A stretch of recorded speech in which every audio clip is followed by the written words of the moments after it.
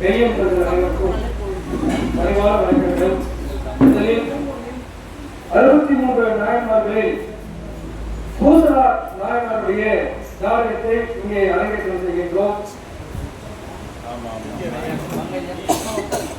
நாடகம் சில நிமிடங்களில் இங்கே துவங்குகிறது. இது உங்களுக்காக பூசரா நாயனாருடைய நாடகத்தை இங்கு மேடையில் அரங்கேற்றம் செய்கின்றோம்.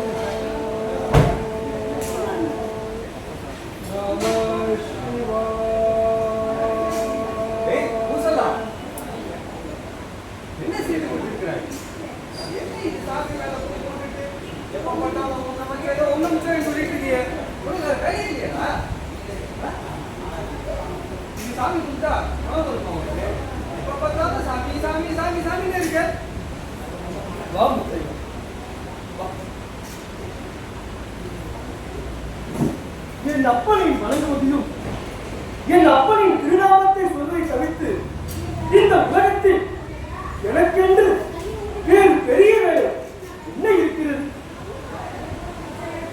எப்ப பார்த்தாலும் சாமி சாமி போற நீ சாமி கும்பிடுறதுல உனக்கு பணம் வருமா? என்னதான் இப்படி இருக்குன்னு எனக்கு புரியவே இல்லை. உனக்கு குடும்ப புத்திலாம் இல்லை. என் மீது நீ கொடும் மக்களுக்கு மிக்க மகிழ்ச்சி. ஆனால் அனுதினமும் இதோ என் அப்பன் ஈஸ்வரனை வணங்குவதை தவிர என் அகம் வேறு எதையும் மகிழ்வாக எடுத்துக்கொள்ளார். ஆகையால் அனுதினமும் என் அப்பனை வணங்குவதையே நான் பெரும் பலியாக எடுத்துக்கொள்கிறேன். உனக்கு ஏன்னா இப்படி இருக்கு எனக்கு ஒண்ணுமே புரியவே இல்லை. எப்ப பார்த்தாலும் சாமி சாமி கும்பிட்டு இருந்தாலும் இதெல்லாம் சரி வராது. நீங்க ஏதாச்சும் வேலைக்கு போனீங்கன்னா பணம் சம்பாதிக்க முடியும், நிறைய வசதி வாய்ப்போட இருக்க முடியும். நீ இந்த மாதிரி சாமி கும்பிட்டுட்டே இருந்தீங்கன்னா உனக்கு எதுவுமே கிடைக்காதப்பா. நீ இப்படியே வாழ்க்கை எப்படிதான் ஓட்டுவ நீ? சொல்லும் அனைத்தும் எனக்கு புரிகிறது.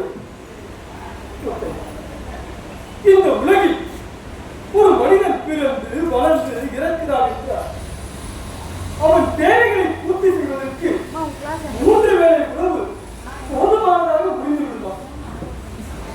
ஒரு பிடி சோல் என் வயிற்று பசியை போக்கிடும். ஆனால் என் அகப்பசியை போக்க வேண்டும் என்றால் இதோ என் அப்பன் ஆழ்வல்லால் மட்டும்தான் முடியும். ஆகையால் வயிற்று பசியை பற்றி நான் எப்போதும் கவலைப்பட்டதல்ல.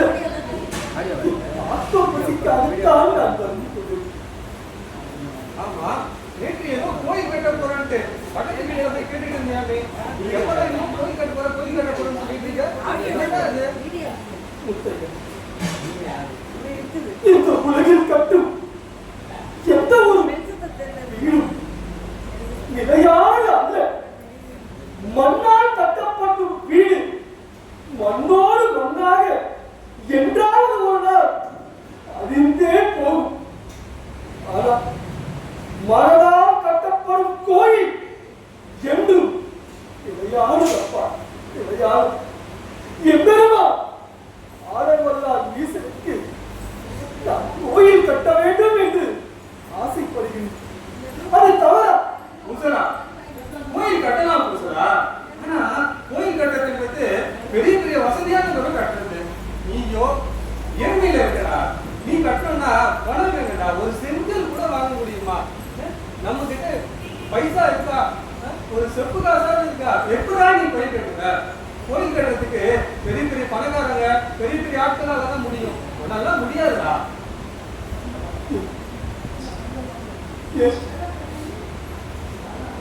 அப்பனுக்கு அப்பனுக்கு என்னால கோயில் கட்ட முடியாது.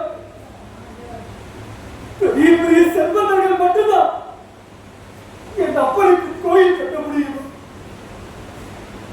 இந்த அடியாரால கோயில் கட்ட முடியாது. என்கிட்ட பணம் இல்லாம இருக்கலாம், பொருள் இல்லாம இருக்கலாம், நீ சொல்ற மாதிரி செப்ப காசுகள் இல்லாம இருக்கலாம். ஆனா என்கிட்ட பக்தின்னு ஒண்ணு இருக்கு. அந்த பக்தியால என் அப்பனுக்கு நிச்சயம் கோயில் கட்டத்தான் போறேன். ஆனா நீயும் பார்க்கத்தான் போற, நீயும் பார்க்கத்தான் போற. பக்தியை வச்சுட்டு நீ எப்படி கோயில் கட்டுவேன்னு நானும் பார்க்கறேன். என்ன பண்ணுறியோ, எப்போ பார்த்தாலும் கோயில் கட்ட போறேன். ரொம்ப உன்னை பார்க்கறதே கஷ்டமா இருக்குடா. இந்த ஊர் ஃபுல்லா சுத்தி எல்லாருக்கிட்டையும் பணம் கேட்கிறேன். கோயில் கட்ட போறேன்ப்பா, எனக்கு பணம் கொடுங்கன்னு கேட்கிறேன். யாருமே உனக்கு பணம் கொடுக்க மாட்டாங்க. எனக்கே கஷ்டமா இருக்குடா உன்னை பார்க்கும்போது. என்ன சொன்னாலும் என் எண்ணத்தை பார்த்துக்க முடியாது. நிச்சயம் எப்ப ஆரம்பத்திற்கு போய் கட்டத்தான் போகும். நிச்சயம் கட்டு.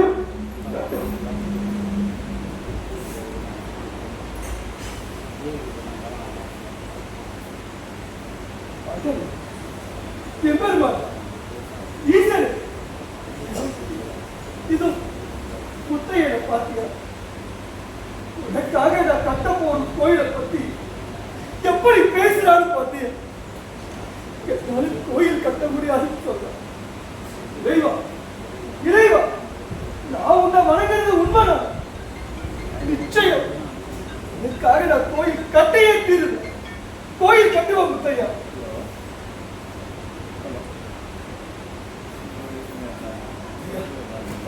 இருந்தாலும் நான் மனதான கோயில் கட்டுறது பார்க்கத்தான். சரி பார்ப்போம், நீ என்னதான் செய்யறேன்னு பார்க்குறேன்.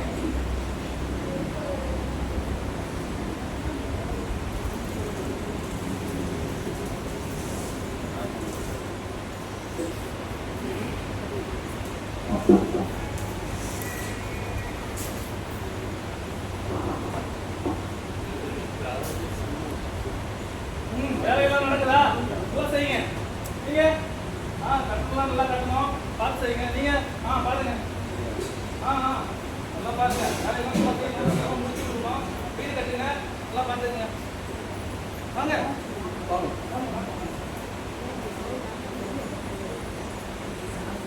சொல்லுங்க ஐயா. ஐயா, இந்த வருஷம் நம்ம ஊர்ல நல்ல மழை பெய்ஞ்சிருக்கு. அதுவும் பயிரெல்லாம் ரொம்ப செழிப்பா வந்திருக்கு. நிச்சயம் இந்த முறை நம்ம மக்களுக்கு தேவையான எல்லா வளத்தையும் அந்த இயற்கை கொடுத்திருக்கு, இறைவன் கொடுத்திருக்க. நீங்க உங்களால முடிஞ்ச பணத்தை எனக்கு கொடுத்தீங்கன்னா என் அப்பனுக்காக கோயில் கட்டலாம். உங்களால முடிஞ்ச உதவியை என்ன சொல்றீங்க? பணமா? நீ என்ன வேலை செய்யற, என்ன பண்ற, எதுவுமே பண்றது இல்ல. உனக்கு பணம் கொடுத்துட்டு நான் என்ன பண்றது? அதுவும் கோவில் கட்டுறதுக்கு பணம் கேட்கறேன், ஒரு வீடு கட்டுறதுக்கு பணம் கேட்டா கொடுக்கலாம், வேற ஏதாவது பில்டிங் கட்ட போறேன், கடை கட்ட போறேன்னா கொடுக்கலாம். உன்னால கட்ட முடியலன்னா அதை என் பேர்ல ஏறி மாட்டிக்கலாம். ஆனா நீ என்னடானா கோயில் கட்ட போறேன்ற, கோயில் கட்டுறதுலாம் எப்படிப்பா பணம் கொடுக்கணும்?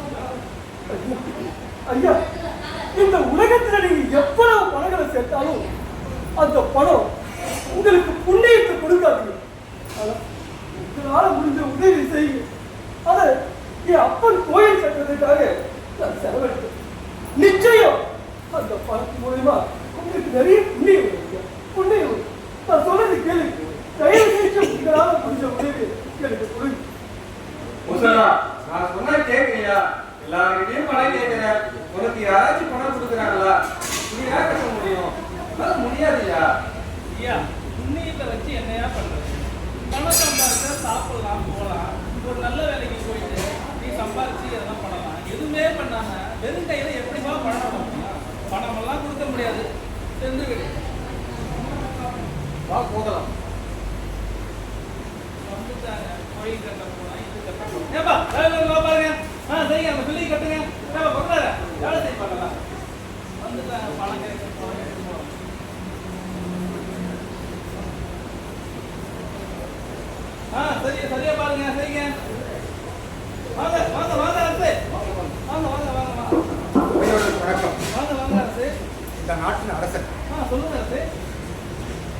பெரியவார்களே, சொல்லுங்க.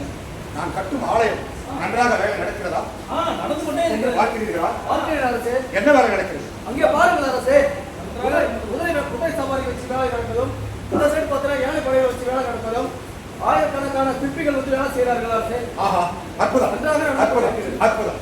ஆலயம் நன்றாக நடந்து கொண்டிருக்கிறது. என் ஆசை நிறைவேறுகிறது. மிக சந்தோஷம் அரசுகளே, மிக சந்தோஷம். நாளை நம்முடைய ஆலயம் உடம்புக்கு நடக்க வேண்டும்.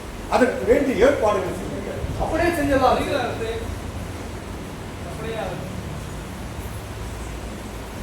ஆலய வேலைகள் முடிந்து விட்டனவா? முடிந்து கொண்டே இருக்கிறது.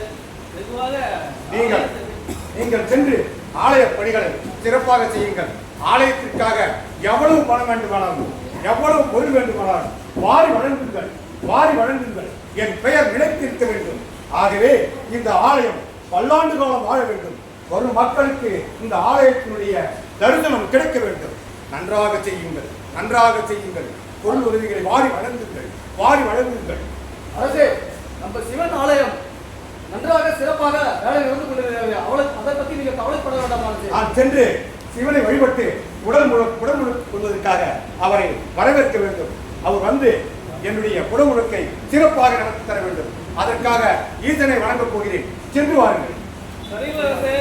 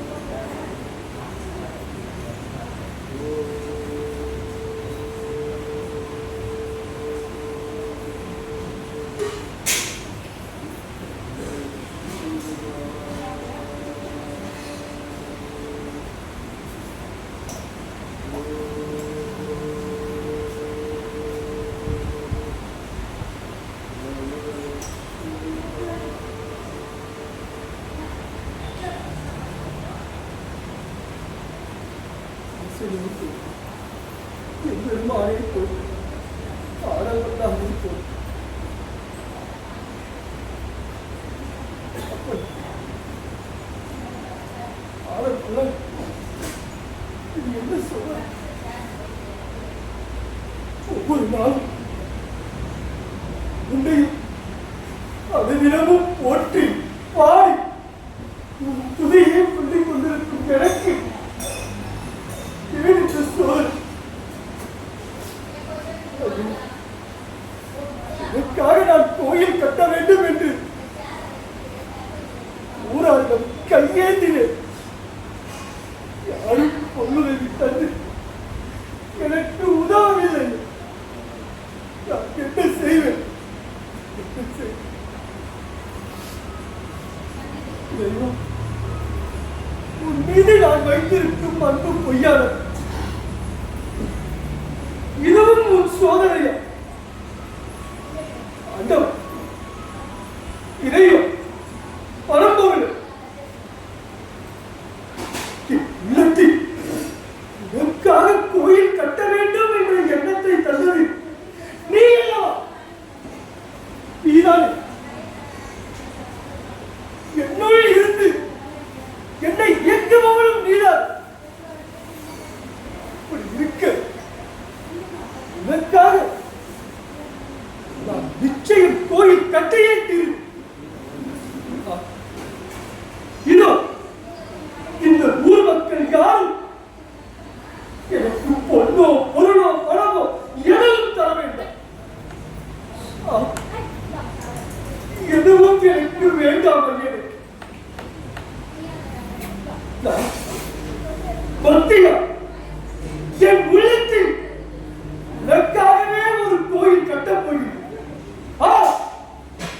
என் உள்ளத்தில் உனக்காகவே ஒரு கோயில் கட்டப் போகிறேன். கோயில், அந்த கோயில் எவ்வளவு அழகாக இருக்கும் தெரியுமா? இது இப்போது என் உள்ளத்தில் உனக்காக கோயில் கட்டும் பணி துவங்குகின்றது.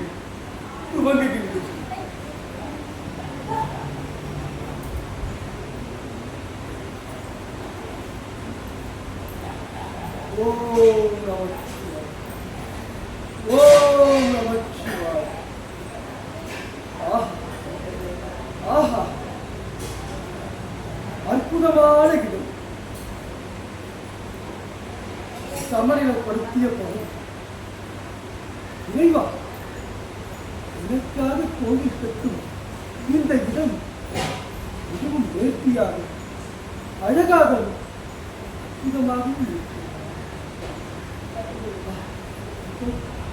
சிற்பிகளே, சிற்பிகளே, நான் சொல்வதை கவனமாக கேளு. இது என் அப்பன் ஆரம்பல்லா.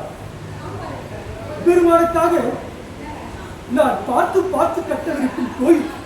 ஆம், அந்த தூண்கள் அழகாக இருக்க வேண்டும். அப்படித்தான் அப்படித்தான் அழகாக இருக்கிறது. அந்த தூணை நான்கு புறமும் நிறுத்தி வையுங்கள். ஆஹா ஆஹா ஆஹா, எவ்வளவு அழகாக தூண்கள் நிறுத்தப்பட்டுள்ளது.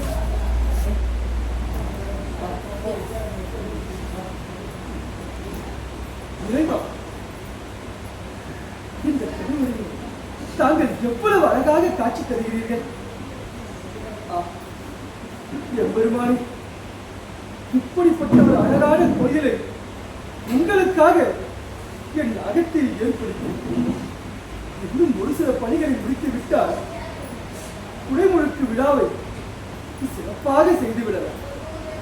ஈசனே, என்னுள் இருந்து நீயே அந்த பணியை முடித்து தர வேண்டும். ஓம் நமச்சிவாய, ஓம் நமச்சிவாய, ஓம் நம.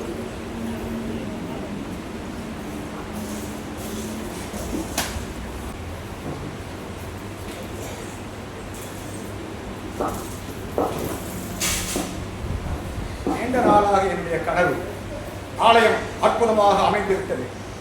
ஆலயத்தை சுற்றி பார்த்தேன், மிக அற்புதமாக அமைந்திருக்கிறது. இந்த ஆலயத்திற்கு குடமுழுக்கு ஏற்பாடு செய்துவிட்டோம். இப்பொழுது இறைவனை வணங்கி அவரிடம் குடமுழுக்கு வர வேண்டும் என்று அவரை பிரார்த்திக்க வேண்டும். ஈசா, என்னுடைய எண்ணங்கள் நிறைவேறியது. இப்பிறகு எனக்கு முடிவடைய வேண்டும். ஆகவே இந்த ஆலயத்திற்கு வந்து குடமுழுக்கை நடத்தித்தர ஐயரை வேண்டுகின்றேன். பாலினை நூற்றும் தாயும் காலப்பறிந்து நீ பாலியே உடலை ஊரினை உருக்கி உள்ளொழி வெறுக்கி குழப்பிலா ஆனந்தமாய ஏரினை திரிந்து புறம் திரிந்த செல்வது சிவபெருமானே, யார் மனை சிக்கரை பிடித்து தீயன் வருவதில்லை. என்ன என்ன ராஜநரசிம்மா, உன் பக்தியை நான் அறிவேன். நீ கட்டிய ஆலயம் அழகான, ஆனால் நாளை நடக்கவிருக்கும் குடமுழுக்கு உன் ஆலயத்திற்கு என்ன வர இயலா? என்ன என்ன ஈசனே, ஈசனே, எத்தனை சிரமப்பட்டு இந்த ஆலயத்தை எழுப்பினோம். நான் என்ன கொலை செய்தேன் உங்களுக்கு? ஏன் வரமாட்டீர்கள்? ஈசனே, ஏன் வரமாட்டீர்கள்? எதற்காக வரமாட்டீர்கள்? ராஜநரசிம்மா, என்ன தவறும் நீ செய்யவில்லை. உன் குடமுழுக்கு விழாவை வேறொரு நாளுக்கு மாற்று. என்ன என்ன என்ன கூறுங்கள், கூறுங்கள். ராஜநரசிம்மா, திரு என்ற ஊரில் பூசலா அவரால் கட்டப்பட்ட திருக்கோயிலில் நாளை குடமுழுக்கு நடக்க உள்ளது. என்ன என்ன ஊர்? திருநின்ற ஊரா? அங்க எங்கே எனக்கு தெரியாமல் ஆலயம் எழுந்தது? என்ன நாடு, என்ன அரசு, எனக்கு தெரியாமல் எப்படி ஆலயம் எழுந்தது? என்ன இது ஆச்சரியம்? ஈசா, ஈசா, என்ன என்ன சோதிக்கிறீர்களா?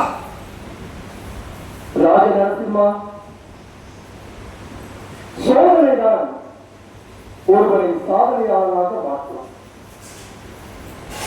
அந்த வகையில் என் மீது மிகுந்த அன்பு வைத்து பக்தியா கோயில் கட்டியிருக்கும் பூசலாரை நான் அன்போடு ஏற்று அவர் கட்டியிருக்கும் கோயிலுக்கு நாளை தினம் குடமுழுக்கிற்கு செல்லவிருக்கின்றேன்.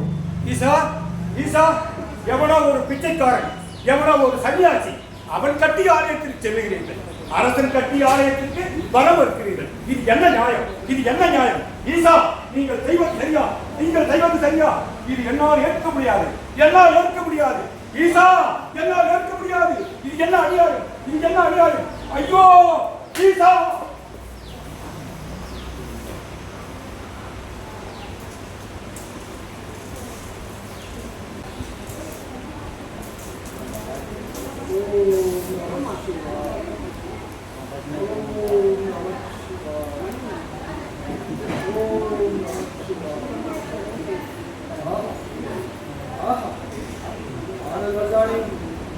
எம்பெருமானே, சொக்கநாதா, உன் திருவிளையாடலே திருவிளையாடு. உனக்காக நான் கட்டியிருக்கும் கோயில் எவ்வளவு அழகானதாக இருக்கிறது.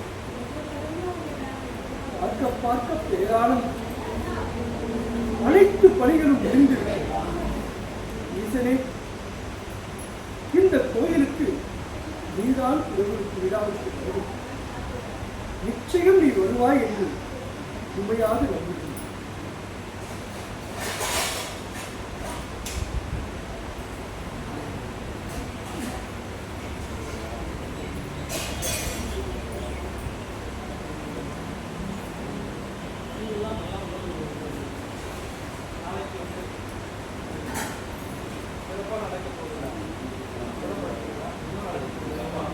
மணிலாம் வீட்டுலாம் கட்டுறீங்களா? நல்லா பாருங்க.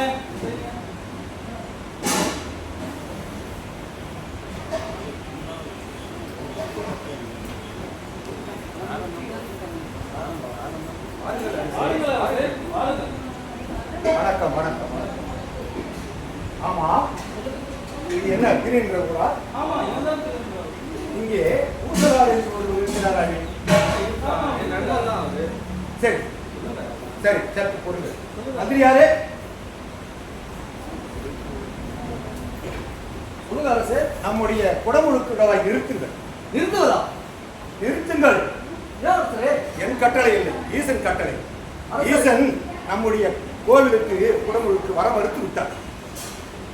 ஏன் என்று கேட்டால், யாரோ ஒரு பித்தனம் பைத்தியக்காரன் அவன் கட்டிய ஆலயத்துக்கு செல்லுகிறான். பூசலார் என்று ஒரு நாயனார் இருக்கிறாராம். திருன்ற ஊர், அங்கே ஆலயம் அமைத்திருக்கிறாராம். எனக்கு தெரியாத ஒரு ஆலயம். சரி, அந்த ஊருக்கு போய் அந்த பூசலாரை பார்த்து நாம் வணங்கிவிட்டு அந்த ஆலயத்தை தரிசனம் செய்வோம்.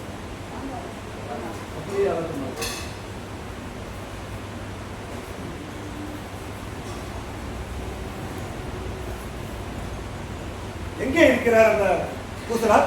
இங்கேதான் அமர்ந்திருக்காரு. எங்கே? மரத்தடியில் உட்கார்ந்து கொண்டிருக்கிறார். எப்ப பார்த்தாலும் தியானம் பண்ணி கொண்டிருக்கிறார். இங்க உட்கார்ந்து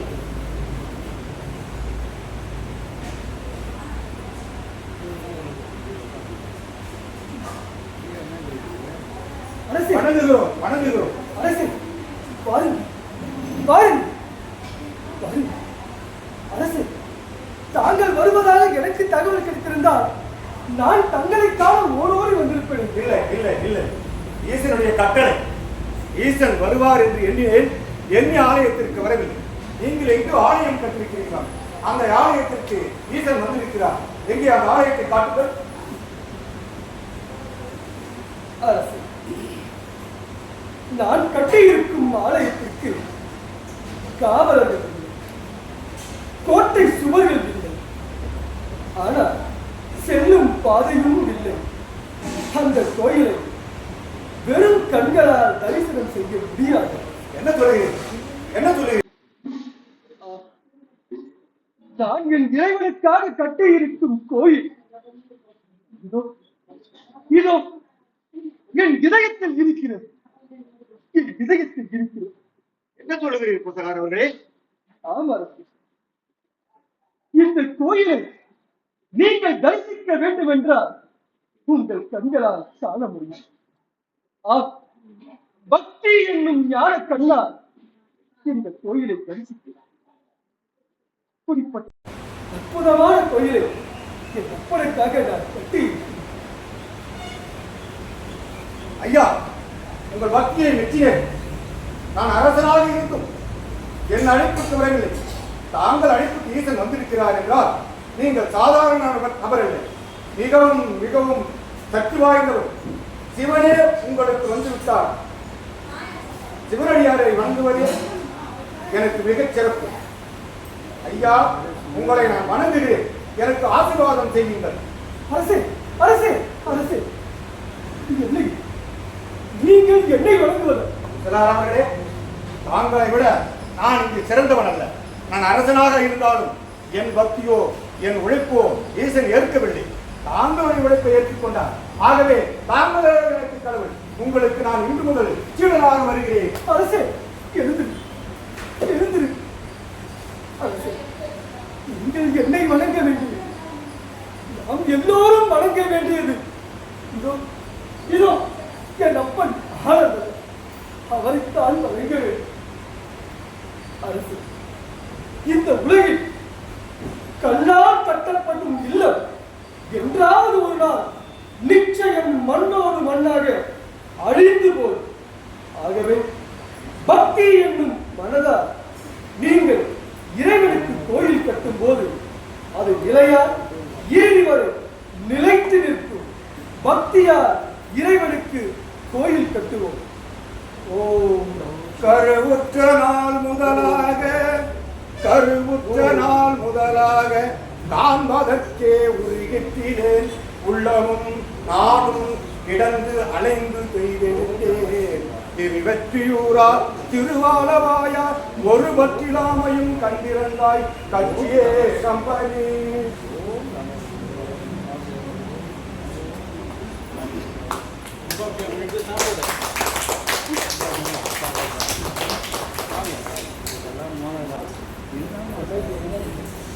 இதுவரை எங்களுடைய நாடகத்தை சிறப்பாக அமர்ந்திருந்து கண்டுகளித்ததற்கு எங்களுடைய மனமார்ந்த நன்றியை உங்களுக்கு தெரிவித்துக் கொள்கிறேன். என்னை விட வயதில் மூத்தவர்கள் இருக்கிறீர்கள். நான் வெகுகாலமாகிவிட்டு நடித்து சில காலம் போலீஸிலே, அதாவது காவல்துறையிலே பணியாற்றி ஓய்வு பெற்று அமைதியாக இருந்தேன். ஐயா அவர்களை அழைத்து இந்த நாடகங்களை நடத்தார்கள் என்று கேட்டதற்காக சிறப்பாக இவருடைய தலைமையிலே, இவர் பெயர் கூட எனக்கு தெரியவில்லை, நன்றாக இன்றைய நாடகமாக காலையில் 11 மணிக்கு எனக்கு அறிவிக்கிறார்.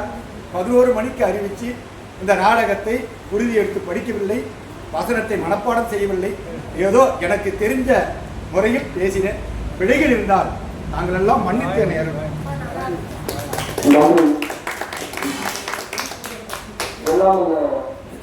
இறைவனின் திருவுருளால் இந்த மாதமும் வெற்றிகரமாக 63 நாயன்மாரின் வரலாறை இந்நாளில் அரங்கேற்றம் செய்ததில் எல்லையில்லா மகிழ்ச்சி. ஐயா குமாரையா, வாங்க வாங்க நாளைக்கு. கடந்த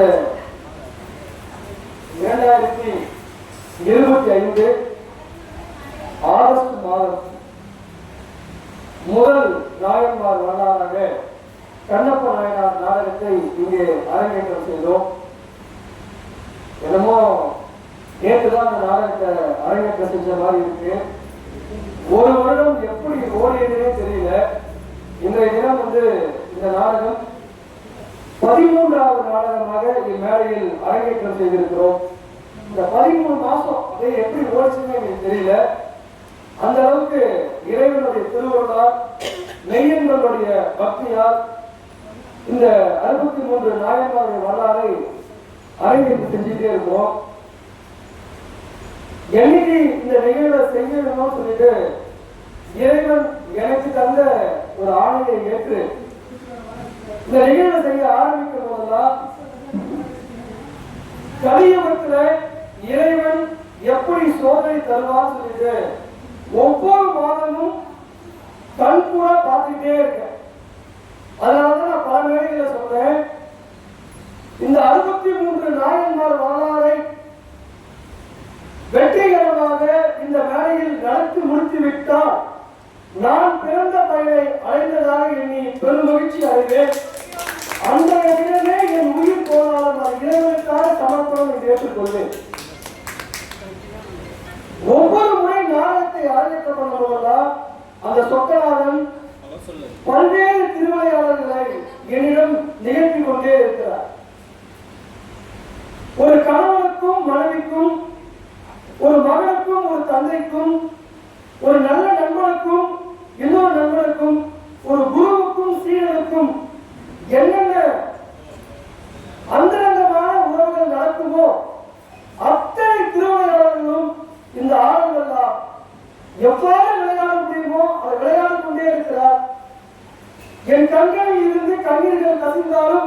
அதை ஆத்மார்த்தமாக ஏற்றுக்கொண்டு இந்த நாடகத்தை மிக சிறப்பாக ஒவ்வொரு மாதமும் அவர் நடத்தி கொண்டே இருக்கிறார். அதற்கு நாடகங்களுக்கு எவ்வளவு நன்றிகள் சொன்னாலும் அது ஈடே ஆகும். மெய்யன்பர்களே, இந்த உலகத்துல எத்தனை கோடி மனிதர்கள் இருக்கிறாங்கன்னு நம்மளால இன்னும் உறுதியா புள்ளியோட சொல்லி தெரியாது. அத்தனை கோடி மனிதர்களை கடந்து இப்படிப்பட்ட ஒரு பொறுப்பை அப்துல் ஷரீஃபாகி என் மீது இறைவன் சுமத்தியது எந்த கடமைக்காக செய்திருக்கிறார் தெரியல. முப்பிறவியில் என்ன பயிர் செய்தேனோ, என்ன தவம் செய்தேனோ, இப்பிறவியில் கலைஞனாக என் அப்பனுக்கு கலைப்பணி செய்து கொண்டிருக்கிறேன். அந்த வகையில் மெய்யன்பர்களே, இந்த இடம், இந்த அரங்கம் மிக குறைவான மெய்யன்பர்கள் இருந்தாலும் இந்த நிகழ்வு யாருக்காக நடத்தப்படுகிறது என்றால், மேலே இருந்து என் அப்பன் ஆரம்பம் பார்த்து கொண்டே இருக்கிறார், அனுதினமும் என்னை ரசித்துக் கொண்டே இருக்கிறார் என்பது சத்திய வாழ்ந்தால் பதிவு செய்கிறேன். மெய்யன்பர்களே,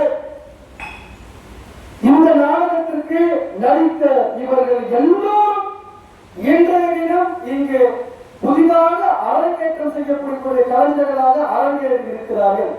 அதில் இன்றைய தினம் 1 மணி நேரத்திற்கு முன்பாக அவசர பணியில் பக்கத்தில் இருக்கக்கூடிய சேதமங்கல பகுதியிலிருந்து கதாபாத்திரங்களுக்கு அவசரமாக வாங்க சொல்லி கூப்பிட்டு இங்க வந்து மேக்கப் போடும்போது அவருக்கு காட்சி விளக்க செஞ்சு இந்த கேரக்டர் அவர் கொடுக்கப்பட்டுச்சு. இன்னைக்கு இந்த மேடையில வந்து இவர் நடிக்கணும்ன்றது எல்லாம் அல்ல ஆளுநருடைய திருவிளையாடல். அவர் திருவிளையாடலுக்கு எங்கள் வேசிட்டி கலைஞருக்கு ஒரு புதிய கலைஞர் ஏழுமலை அவர்கள் கிடைத்திருக்கிறார்.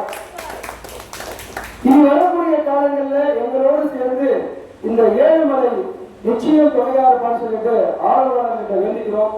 அதே போல காவல்துறையில ஒரு சிறப்பான பணியை எடுத்துட்டு அண்மையில ஒரு 2 நாட்களுக்கு முன்னாடி கடந்த ஞாயிற்றுக்கிழமை திருவண்ணாமலையில நடைபெற்ற திருவாசக உலக சாதனை நிகழ்வுக்கு எம்பெருமான் இறைவனுடைய கட்டளை பேர்ல நாங்கள் புறப்பட்டு போய் ஒரு நிகழ்ச்சி செஞ்சோம். அந்த நிகழ்ச்சி ஒரு மெய் இருக்கக்கூடிய நிகழ்வாக தான் நான் பார்க்கிறேன். உலக மக்கள் எல்லாரும் ஒன்று கூடிய ஒரு திருவாசக மாநாட்டில் மாணிக்க வாசகர் அவரால் அங்க எழுதப்பட ஒரு திருவாசகத்துக்கு அது வெறும் வார்த்தையால விவரிக்க முடியாது.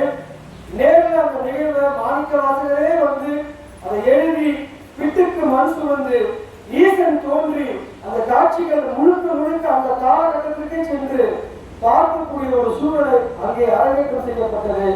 அதுல அறிவற்ற பாண்டியனாக நம்முடைய ஏசிபி கலைஞருடைய ஐயா திரு சிவஞானியார் அவர்கள் அந்த பெரும்பால் அடிக்கக்கூடிய மன்னருடைய வேகமா அவருக்கு கிடைச்சது. அவருக்கு கூட வரக்கூடிய தலைமுறையா நாங்க தான் நடிச்சோம்.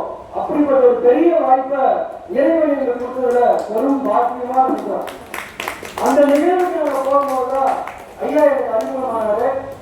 உண்மையை சொல்லப்போல நீ கால வரைக்கும் உங்க பேர் என்னங்க, உங்க பேரு ஷரீஃபா, உங்க பேர் என்ன ஷரீஃபா அப்துல்லா புதுவை கலைஞர் சொல்றாரு அப்படின்னு சொல்லிட்டு கேட்டிருந்தாரு. ஐயா மிக குறுகிய காலகட்டத்தில் இந்த நிகழ்வுக்கு நீங்க வந்து இன்றைய தினம் உங்க மூலமா இந்த நிகழ்வு நடக்கும்னு சொல்லிட்டு இறைவன் முடிவு பண்ணியிருக்காரு. இனி வரக்கூடிய காலங்களில் நிச்சயம் எங்க கூட சேர்ந்து குமாரையாவும் பயணப்படுவாரு. ரொம்ப சந்தோஷம் ஐயா எங்க கூட அறிமுகமானது. ஏன்னா நீங்க நிறைய பேர் இந்த மாசத்துல புதுசா இருக்க அம்மாவுக்கு தெரியும். முதல் நாடகம் கண்ணப்ப நாடகத்தை பார்த்துட்டு உடனடியாவே அடுத்த ஒரு 10 நாள்ல காலகத்துக்கு போயிட்டு கண்ணப்ப நாடகம் வழிபட்ட அந்த நிகழ்ச்சியை பார்த்து வரணும்னு அம்மா ஒரு கிளம்பி போனாங்க. அன்னையிலிருந்து இந்த நாளைக்கு பார்த்தீங்கன்னாக்கா நான் ஒருவர் தான் வந்து அப்படியே கண்டினியூ ஆகிட்டு இருக்கேன். புதுசா வரக்கூடிய கலைஞர்கள் வந்து இறைவன் எங்களுக்கு கொடுத்துக்கிட்டே இருக்கேன். ஸோ அந்த வகையில வந்து ஒரு 2வது எங்க அறிமுகமா இருக்காரு. 3வது விஷயம் பார்க்கும்போது இந்த கோயிலுக்கு நான் வரும்போது திருவாசகத்துல படிக்கக்கூடிய ஒரு சகோதரியா அறிமுகமான மோகன்பிரியா இப்போ வந்து எங்களுடைய ஏசிபி கலைஞரோட ஒரு நடிகையா மேல அறிமுகமா இருக்காங்க. நேற்றைய தினம் அவருடைய முதல் அரங்கேற்றம் நேற்று வந்து முருகப்பாக்கத்தில் நடக்கக்கூடிய நாடக போட்டியில சாக்கிய நாடக நாடகத்தை நம்ம ஏசிபி கலைஞர் போட்டியில பங்கேற்றோம். அதுதான் அவங்களுடைய முதல் முறையா அவங்க வந்து அரங்கேற்றம் நேற்று ஆச்சு. இன்னைக்கு 2வது நிகழ்வாக திருக்கையில மேடை ஏறி இருக்கிறாங்க. அவங்களுடைய தலைப்பணியை தொடர்ந்து கொஞ்ச நேரத்தில் வார்த்தையை தெரிவிக்கிறோம். ஏசிபி கலைஞரோட ஐயா நாடகமே எனக்கு வராங்க, எனக்கு செட் ஆகாது, நான் வரவே மாட்டேன், ஏதாவது என்னால முடிஞ்ச ஒரு இறைப்பணி நான் செஞ்சுட்டு இருக்கேன்னு சொல்லிட்டு சொன்ன எங்களுடைய ஏசிடி கலைக்குழுவுடைய முக்கிய பொறுப்பாளர் திரு வெங்கடேசன் அவர்கள் நேற்றைய தினம் வந்து பார்த்தீங்கன்னாக்கா நம்முடைய நாடக போட்டியில சாக்கிய நாடக நாடகத்துல ஆனந்தன் ஒரு கதாபாத்திரம் நடிச்சார். நான் அவர்கிட்ட நேற்று இரவு தான் சொல்றேன், ஐயா நாளைக்கு வந்து பார்த்தீங்கன்னாக்கா பூசலாடைய நாடக நாடகத்தை எழுதிருந்தோம், நாளைக்கு நாடகம் பார்க்கணும்னு சொல்லிட்டு நேற்று நைட்டு அவங்க சொல்றேன். அப்போ சொல்றாரு, ஐயா நேற்று நாடகத்துக்கு வீட்டில் வந்து அனுமதி இல்லை, எல்லா வேலையும் முடிச்சுட்டு வந்துட்டேன், நாளைக்கு ஒரு பணி சூழ்நிலை இருக்கும் ஐயா. சரி பரவாயில்ல, நீங்க இல்லைனாலும் நாடகம் நடக்கும், நான் வேறு ஏற்பாடு செஞ்சுக்கிறேன்னு சொல்லிட்டு இங்க வந்துட்டேன். ஆனா இவருடைய கதாபாத்திரத்துக்காக வேறொருத்தர் வரேன்னு சொன்னாரு. 10:30 மணிக்கு அவர் போன் பண்ணி, ஐயா நான் பேங்க்ல மாட்டிக்கிறேங்க, என்னால வர முடியாதுன்னு சொன்னாரு. இவருக்கு உடனடியா போன் அடிச்சு, நேற்று வரேன்னு சொன்னவர் வரல ஐயா, அதனால நீங்க அவசரமா வந்துருங்க, எதுவுமே தெரியாம அடுத்த ஒரு 1/2 மணி நேரத்துல கிளம்பி வந்து இந்த விஷயத்தை செய்யறாருன்னா இறைவன் அவருக்குள்ள எந்த அளவுக்கு இறங்கி இந்த பணியை செய்யறான்னு பார்க்கும்போது நிச்சயம் நீங்க செய்யக்கூடிய எல்லா பணிகளும் நீங்க வரக்கூடிய காலங்கள் எல்லாம் வெற்றி வெற்றி வெற்றியை அமர்ந்து இல்லறம் நல்லறமாக அமைய எல்லாம் அந்த இறைவன் சார்பா நன்றி தெரிவிச்சுக்கிறேன். இறுதியா என்னுடைய நண்பர் டான் மீடியா விஜயன் அவர்கள், பெரும்பாலும் வந்து இன்னைக்கு ஒண்ணுமே வேலை இல்லைனாலும் ஏன் எனக்கு அந்த வேலை இருக்குங்க, அமெரிக்காவில் கூட்டாங்க, ஆப்பிரிக்காவில் கூட்டாங்க, அந்த இடத்துல ஷூட்டிங் இருக்கு, இந்த இடத்துல ஷூட்டிங் சொல்லிட்டு பில்டப் கொடுக்குறவங்க மத்தியில உண்மையுமே நீங்க வெளியில பாத்தீங்கன்னா அந்த வண்டியில நின்றுருக்கு, அந்த வண்டியில போயிட்டு யாராவது எட்டி பாத்தீங்கன்னா அந்த வண்டியில பின்னாடி ஒரு தண்ணி பாட்டில் ஒன்று போகும், முன்னாடி ஒரு பையில ஒரு 4 ட்ரெஸ் வச்சுட்டே இருப்பாரு எப்பயுமே, அதுக்குள்ள ஒரு தார்பாய் இருக்கும், பேக் வச்சிருப்பாரு. எதுக்கான்னு கேட்டீங்கன்னா திடீர்னு ஒரு போன் வரும், ஒரு ஷூட்டிங் இருக்குன்னு சொல்லிட்டு உடனே கிளம்பி அந்த ஷூட்டிங் ஸ்பாட்டுக்கு போவார். காலையில பாத்தீங்கன்னாக்கா இந்த பக்கம் பாண்டிச்சேரி டவுன்ல ஒரு ஷூட்டிங் இருப்பார், இரவு பாத்தீங்கன்னாக்கா விழுப்புரம் தாண்டி ஒரு ஷூட்டிங் இருப்பார், மறுநாள் போனச்சுன்னா கோயம்புத்தூர் ஒரு ஷூட்டிங் இருப்பார். அந்த மாதிரி பிஸியா ஓடிட்டு இருக்கிற நபர் மத்தியில நான் ஒரு இடத்துக்கு கிளம்பி வரேன், எனக்கு எவ்வளவு பணம் கொடுப்பீங்க, நான் ஒரு விஷயத்துக்கு கிளம்பி வரேன், எனக்கு எவ்வளவு பணம் கொடுப்பீங்க அப்படின்னு நடிக்க தெரியாதவங்க மத்தியில கேட்கறவங்க மத்தியில எதுவுமே இல்லை ஏற்ற மாதிரி ஒரு விஷயம்னா அந்த இடத்துக்கு எவ்வளவு விரைவா தன்னை வர முடியுமோ வர வச்சு கலைக்காக வரக்கூடிய ஒரு மகா கலைஞர் இந்த விஜயகாந்துக்கு நன்றி தெரிவிச்சுக்கிறோம். இப்படி ஈசன் இந்த குடும்பத்தை பெருசா கட்டமைச்சுக்கிட்டே இருக்காரு. இந்த நாடகம் கண்ணப்ப நாயனார் பண்ணும்போது அக்காவுக்கு தெரியும், ஒரே ஒரு நபரால் வெறும் கண்ணப்பன் ஆட்களே இல்லை, நடிக்கிறதுக்கு ஆளே இல்லாம கண்ணப்ப நாயனார் வந்து ஒரே ஒரு காட்சி மட்டும் இருக்கு, தனி மனிதனால் ஆரம்பிக்கப்பட்ட இந்த நாயன்மாருடைய வரலாறு இன்னைக்கு கிட்டத்தட்ட பார்த்தீங்கன்னாக்கா 15 கலைஞர்களுக்கு மேல புதுசா உருவாகிட்டே இருக்கும். நிச்சயமா 63 நாயன்மாருடைய வரலாறு இங்கு அரங்கேற்றம் செய்யும் போது இந்த நாடகத்தில் நடித்த அத்தனை கலைஞர்களும் இந்த மேடையில் இருப்பார்கள். அவருக்காக ஒரு மிகப்பெரிய பாராட்டு உங்கள் மூலியமாக கிடைக்கும் என்று மனப்பூர்வமாக வேண்டிக் கொண்டு இந்த நிகழ்வை எப்படிப்பட்ட இடர்பாடுகள் இருந்தாலும் இடைவிடாமல் செய்து கொண்டிருக்கும் எங்களுடைய குருநாதர் திரு சிவஞானியார் அவர்களுக்கும் அவருக்கு பக்கபலமாக இருக்கும் அவருடைய சகோதரியான எங்களுடைய அம்மா எங்களுடைய அக்காவுக்கு நன்றி தெரிவித்துக்கிட்டு 1000 கலைகள் குடும்பத்தில் இருந்தாலும் அந்த கலைகளை தகர்த்தெறிந்து திருவாசகம் படிப்பதே என் கடமை என்று எல்லா வேலைகளையும் விட்டுவிட்டு ஒவ்வொரு மாதமும் தொடர்ந்து வைக்கக்கூடிய இந்த அன்பு அக்காவுக்கும் அவங்க கூட வரக்கூடிய திருவாசகம் படிக்கக்கூடிய அனைத்து சகோதரிகளுக்கும் இந்த நேரத்தில் உங்கள் பாதம் தொட்டு எனது நன்றியை தெரிவித்துக் கொண்டு உங்கள் அன்போடு இந்த நிகழ்வை நிறைவு செய்து தொடர்ந்து ஒவ்வொரு மாதமும் இங்கே 63 நாயன்மாருடைய வரலாறு இங்கே தொடர்ந்து நடைபெறும். உங்கள் ஆதரவு எங்களுக்கு தாருங்கள். இன்னும் மெய்யன்பர்கள் அடியார்களை அதிகமாக இந்த இடத்திற்கு கொண்டு வாருங்கள் என்று கேட்டுக்கொண்டு நிறைவு செய்கின்றோம். இந்த நாடகத்திற்கு கலை வசனம் ஒவ்வொரு பௌர்ணமிக்கும் தவறாமல் எழுதி தரக்கூடிய அன்பு தம்பி முனைவர் இளமேஸ்வர் அவருக்கு இந்த நேரத்தில் நன்றி தெரிவிச்சுக்கிறோம். சில நடிகர்களால் இன்னைக்கு பங்கேற்க முடியல, ஏன்னா கொம்பாக்கத்துல 25ஆம் தேதியிலிருந்து 31ஆம் தேதி வரைக்கும் நாடக போட்டி நடத்துறாங்க. அந்த நாடக போட்டியில நம்முடைய நந்தகோபால் ஐயா, திரு பிரமோத், திரு ரங்கேஷ், திரு கண்ணன் இவங்க எல்லாருமே அந்த நாடகத்தை தொடர்ந்து நடிச்சுட்டே இருக்கிறாங்க. அதனால இந்த நிகழ்வுல பங்கேற்க முடியாத ஒரு சூழல் இருப்பினும் இறைவன் புதிதாக இவங்க எல்லாம் கொடுத்ததுக்கு நன்றி தெரிவிச்சுக்கிறாங்க.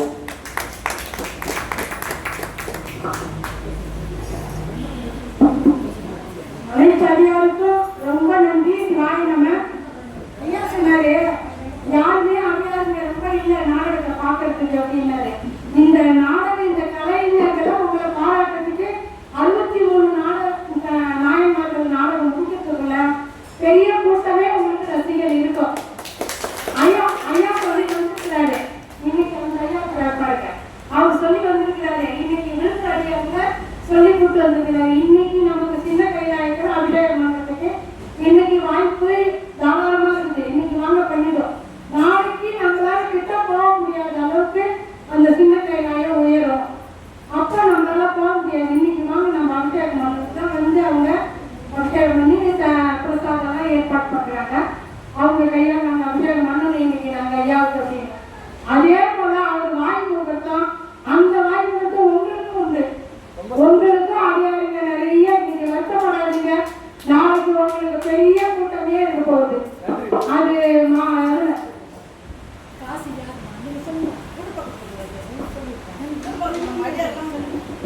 போயிட்டாங்க.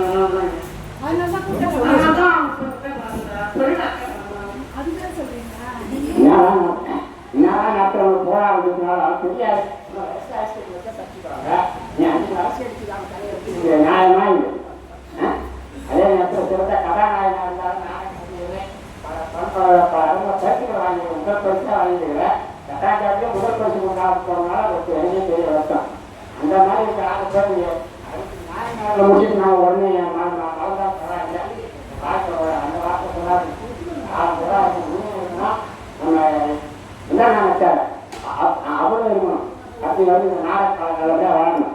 அதை மனசில் வச்சுட்டு நான் இருக்கணும். அதுக்கு நாய் மாதிரி முடிச்சுக்குவாங்க. நன்றி.